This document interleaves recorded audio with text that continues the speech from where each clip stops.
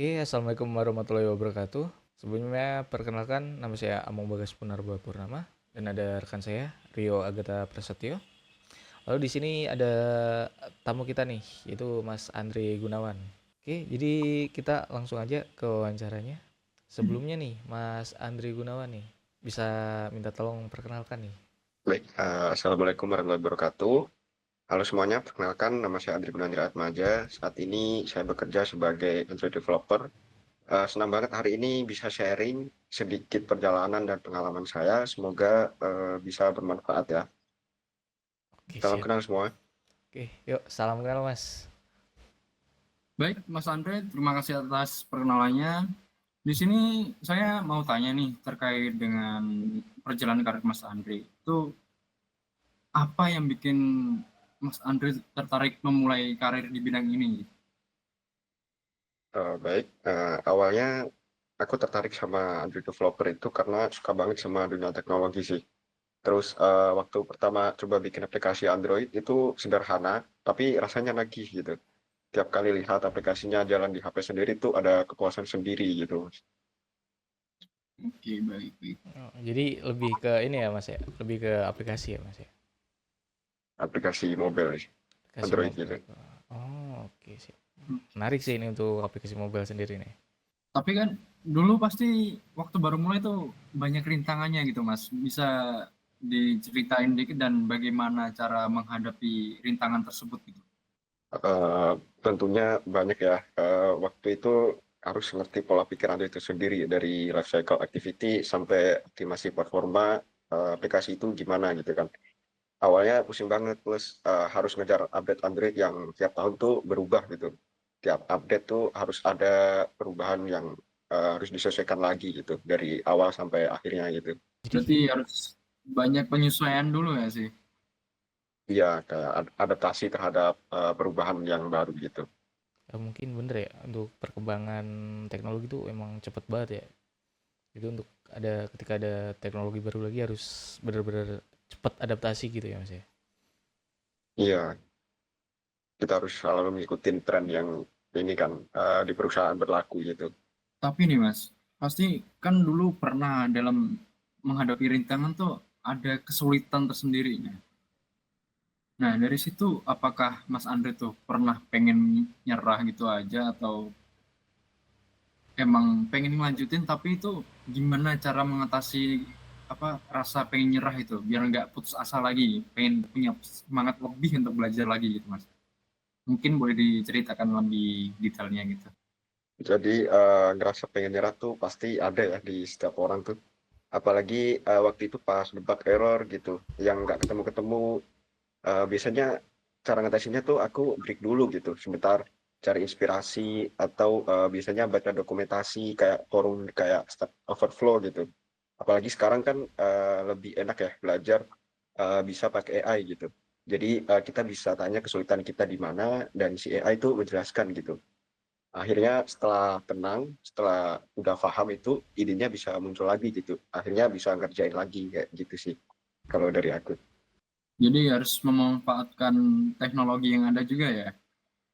Ya, Oke, jadi tadi kan untuk apa ya masalahnya ya, kita tuh harus ada breaknya dulu berarti ya Mas ya. Nggak bisa terus-terusan kayak udah pusing nih. iya, Biasanya kan ada tuh programmer yang udah lagi ngerjain udah pusing tuh tapi tetap lanjut terus kayak tetap penasaran terus. Itu nggak baik sebenarnya berarti ya Mas ya. iya karena nanti akhirnya kita pusing sendiri dan kadang tuh emosi kita kan nggak bisa diatur gitu ya. Iya Mungkin betul. ya beberapa kasus lah ya kayak akhirnya proyeknya nggak dikelarin gitu. Ah udahlah kayak gitu. Oh iya Udah sih. nyoba berkali-kali tapi gagal terus kayak gitu. Jadinya burn Itu out banyak sendiri sih ya Mas kasus ya. kayak gitu. Berarti tadi kan juga sempat bahas tentang AI nih Mas Andre nih ya. Untuk AI sendiri nih menurut Mas Andre itu gimana sih? Kayak kadang kan banyak tuh yang bertanya-tanya nih, AI itu bakal ngegantiin developer gitu. Ah, Nah, itu tuh. Gimana nih pandangan dari Mas Andre sendiri nih tentang AI itu sebenarnya positif kah atau malah jadi hal negatif gitu di dunia developer gitu, Mas? Sebenarnya ada dua sisi sih. Yang pertama, kalau dari sisi positifnya nih kita ambil, mungkin AI itu bisa apa namanya membantu kita buat ngerjain pekerjaan kita gitu lah ya, kerjain sesuatu yang mau kita cari gitu. Nah, untuk sisi negatifnya mungkin kita perlu ini sih, apa namanya, waspada terhadap, perubahan AI itu. Karena di AI itu kadang bisa menyesatkan gitu.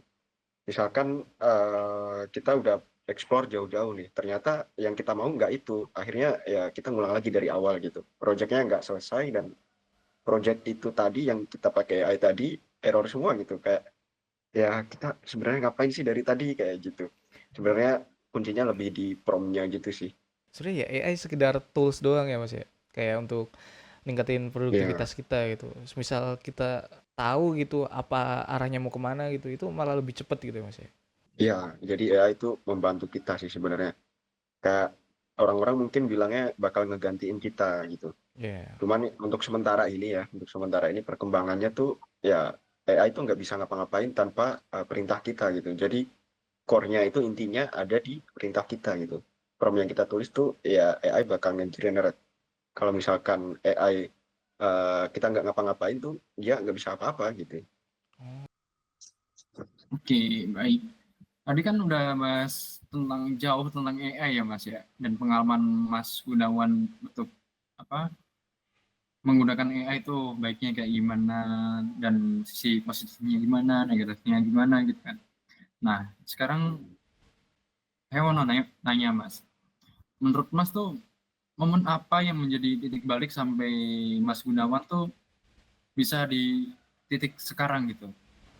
Jadi waktu aplikasi pertama aku dipublish dan dipakai orang lain itu dari situ aku ngerasa kayak ini bukan cuma hobi gitu.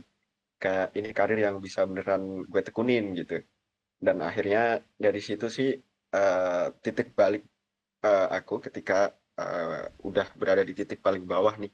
Kayak kayak misalkan nggak dapat dapat gitu, nggak dapat dapat job gitu kan. Akhirnya ya kemarin tuh bisa kayak gini loh kayak gitu. Ya masa gue nyerah gitu aja kayak gitu sih. Berarti harus ada semacam suatu hal yang bikin Mas Gunawan tuh ngembaliin semangat gitu ya. Iya, kayak mood booster aja gitu sih sebenarnya. Nah, dari pengalaman Mas Gunawan itu kan, pelajaran yang paling berharga menurut Mas Gunawan yang Mas Gunawan dapetin tuh apa sih? Pelajaran paling berharga ya. Paling aku lebih ke milih ke konsistensi sih. Dan mau belajar hal baru itu. Itu kuncinya sih kalau dari aku.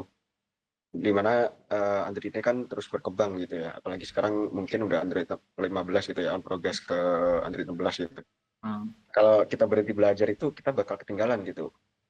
Akhirnya ya kita nggak bakal kepake gitu. Nggak bakal dapet job baru gitu misalkan ya.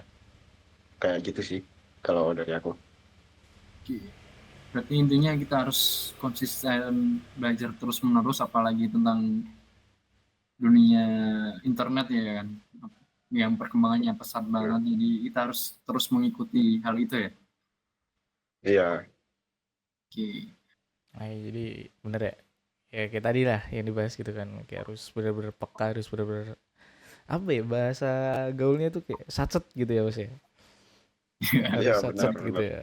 Oke. Kalau kita nggak satset bakal diserobot orang gitu ya. Wah, betul banget itu kan. Oke nih, Mas Guna nih dari tadi kan udah bahas tentang pengalamannya nih. Apa ya? Mungkin yang terakhir nih Mas ya. Apa sih gitu pesan buat orang-orang nih yang lagi berjuang nih Mas nih. Mungkin yang cara apa ya? Lebih mudahnya tuh yang mungkin karirnya tuh hampir sama kayak Mas Gunawan gitu. Pesan-pesannya gitu. Eh, mungkin ini ya, nikmatin aja prosesnya, jangan takut sama error. Karena dari situ kamu bakal nemu solusi dan makin berkembang gitu. Terus explore, terus belajar, percaya diri sama jalanmu sendiri gitu. Bahwa sesuatu yang indah tuh ada kok di masa depan gitu. Nikmatin prosesnya, seneng belajar hal baru kayak gitu-gitu sih. Oke, mungkin sekian ya untuk wawancara kami nih Mas Gunawan terkait Makasih perjalanan. banyak ya. Oke. Ya, mungkin terima kasih untuk waktunya nih Mas Gunawan. Udah bersedia buat jadi narasumber kita. Siap, siap. Oke.